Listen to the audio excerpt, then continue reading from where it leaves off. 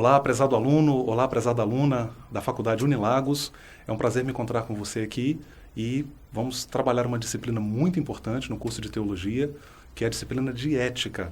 A gente começa falando sobre a importância da disciplina e a gente pode dizer já de partida que a ética, enquanto uma disciplina, ela é muito importante, não apenas para a teologia, mas na grande área de ciências humanas, ela ocupa um papel preponderante. Outras disciplinas como a sociologia, a antropologia, também o direito, podemos mencionar, são disciplinas que dialogam muito com a ética. Nós vamos aqui nesta videoaula, nesta unidade de aprendizagem de número 2, fazer algumas rápidas considerações a respeito da importância da disciplina e também apresentar algumas breves definições em torno da ética. Uma das definições muito interessantes, particularmente eu considero muito, é a contribuição que é dada a respeito da definição do que é ética, é a contribuição que é dada pelo filósofo brasileiro Mário Sérgio Cortella.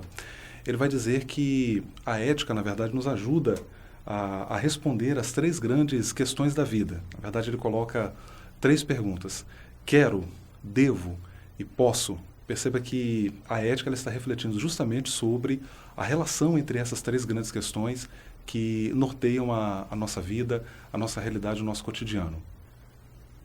Uma outra contribuição muito interessante também, que eu considero, é a do teólogo cristão Dietrich Bonhoeffer, mártir alemão que perdeu a vida no final da Segunda Guerra Mundial, martirizado pelo nazismo. Ele deixa uma definição, um comentário que é muito importante a respeito da ética. Bonhoeffer vai dizer que, quando a gente reflete sobre a questão da ética, a pergunta não é tanto uma questão de você perguntar como eu faço o bem, ou essa busca pelo bem, mas, acima disso, ele vai dizer que é perguntar pela própria vontade de Deus. Perceba que Bonhoeffer foi um teólogo protestante brilhante, escreveu várias obras, entre elas o Discipulado, e ele está justamente refletindo sobre a questão da ética numa perspectiva teológica, numa perspectiva cristã. Então ele coloca a vontade de Deus como uma via a ser trilhada para que se pratique uma ética que seja uma ética coerente, responsável, uma ética que responda às grandes questões da vida.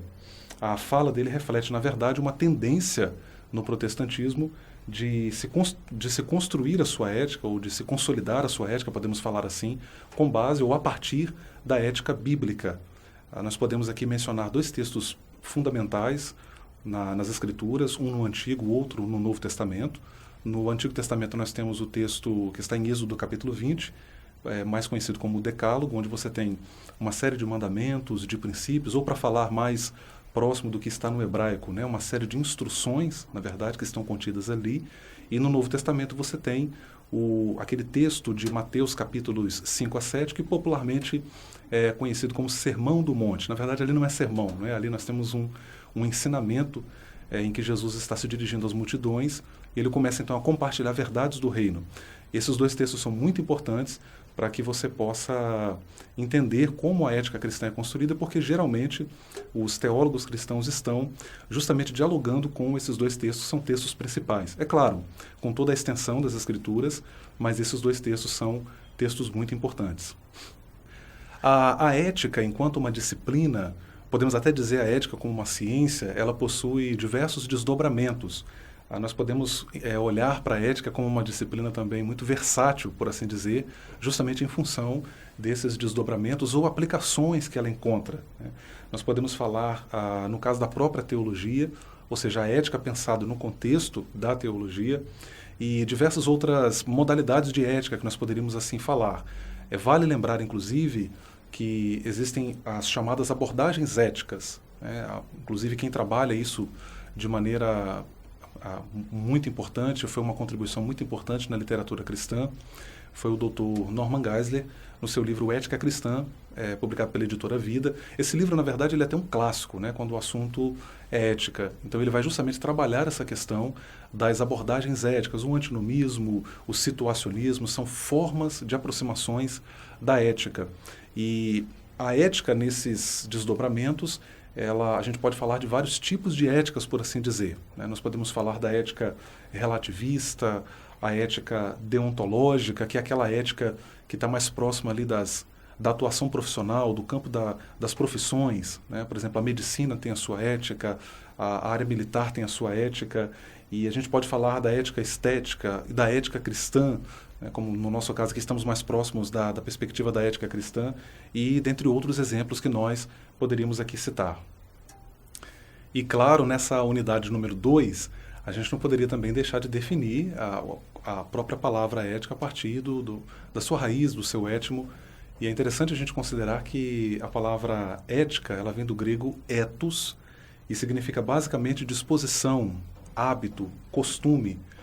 O curioso é que ela vem de uma raiz que significa estábulo. Eu sei que é um pouquinho chocante a definição, já que estábulo é um lugar para cavalos, né, para animais, mas a palavra com o tempo ela vai assumindo justamente o sentido e aponta para a ideia de lugar de habitação, lugar da vida, né, onde nós estamos assentados, onde nós estamos situados. Então, muitas vezes é comum você ouvir a expressão, ou ler, ou encontrar na literatura, a expressão o ethos da comunidade tal, o ethos do indivíduo, seu ethos, né? Justamente apontando para o contexto em que aquela determinada comunidade ou aquele determinado indivíduo está inserido, ou seja, a sua realidade existencial, vivencial. Na exegese a gente tem uma expressão alemã parecida, Sitzenleben, que aponta justamente para isso, o lugar da vida em que os textos bíblicos foram produzidos. Então esta expressão na exegese aponta para isso. Estou usando aqui, claro, apenas como uma analogia, a fim de ilustrar aqui o sentido da palavra ética no contexto do nosso estudo. Muito bem, estamos chegando aí ao final desta unidade número 2. Na próxima unidade nós vamos trabalhar a relação e a distinção também entre o conceito de ética e o conceito de moral, eticidade e moralidade. Nos encontramos na próxima unidade.